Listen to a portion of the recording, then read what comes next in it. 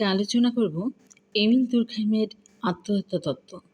তো আত্মহত্যা মরণশীল মানবের বিচিত্র জীবনের কথা যদি পর্যালোচনা করা যায়, তবে প্রতিটি মানুষই মৃত্যুর পূর্ব মুহূর্ত পর্যন্ত চায় আরও ক্ষণিক মুহূর্তের জন্য এই পৃথিবীর বুকে বেঁচে থাকতে। কিন্তু দুর্ভাগ্যের বিষয়, এই মানুষই আবার দেখি বিশেষ এক বা একাধিক কারণে পৃথিবীর সমস্ত কিছু ভুলে গিয়ে আত্মহননের মাধ্যমে জগৎ সংসার থেকে চিরবিদায় নেয়। আত্মহত্যার মতো এই মর্মান্তিক এবং বেদনাদায়ক ঘটনাকে প্রাথমিক পর্যায়ে মনস্তাত্ত্বিকভাবে বিশ্লেষণ করা হতো, কিন্তু শিল্প বিপ্লব ও ফরাসি বিপ্লবোত্তর সমাজে এই রকম ঘটনার হার বৃদ্ধি এবং সমাজতাত্ত্বিক জ্ঞান বিজ্ঞান চর্চার অগ্রগতির ফলে আত্মহত্যাকে সমাজতাত্ত্বিক আঙ্গিকেও বিশ্লেষণ করা হয়। ফরাসি সমাজতাত্ত্বিক এমিল দুর্কহেইম তার লা সুইসাইড 1897 গ্রন্থে একটা সামাজিক ঘটনা হিসেবে আত্মহত্যার কথা কিন্তু তত্ত্বটাকে প্রতিষ্ঠিত করেছেন। দুর্কহেইমের মতে আত্মহত্যা হলো এমন একটা সামাজিক ঘটনা বা সোশ্যাল ফ্যাক্ট, যা সামাজিক স্রোতের মতো বা ব্যক্তির বহির্ভূত, কিন্তু ব্যক্তির উপর পীড়ন সৃষ্টি করে এবং ব্যক্তি নিজেকে বলিদান করে।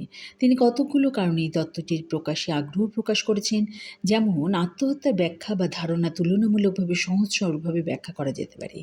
আত্মহত্যার উপর যথেষ্ট পরিসংখ্যানগত তথ্য রয়েছে। ঊনবিংশ শতাব্দীর তৃতীয় অথবা চতুর্থ দশকে আত্মহত্যা ছিল একটা অত্যন্ত গুরুত্বপূর্ণ সামাজিক ঘটনা।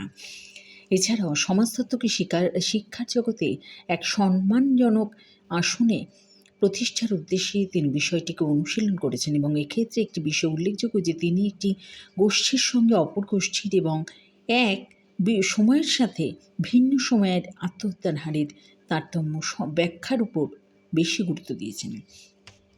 তাই সংজ্ঞা হিসেবে এটাই আলোচিত হবে।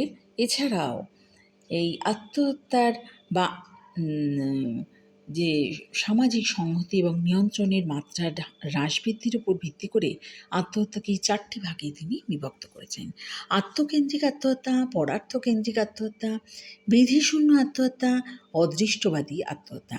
তো আত্মকেন্দ্রিক আত্মহত্যা এটা হচ্ছে যে ব্যক্তি যখন নিজের ইগো বা অহংয়ের প্রাচীর দ্বারা গোষ্ঠী বা সমাজ থেকে নিজেকে আলাদা করে ফেলে এবং সে অতিমাত্রা আত্মকেন্দ্রিক হয়ে পড়ে, গোষ্ঠী, প্রতিবেশী, বন্ধুবান্ধব ও নিকট পরিজন থেকে বিচ্ছিন্ন ও একা হয়ে পড়ে।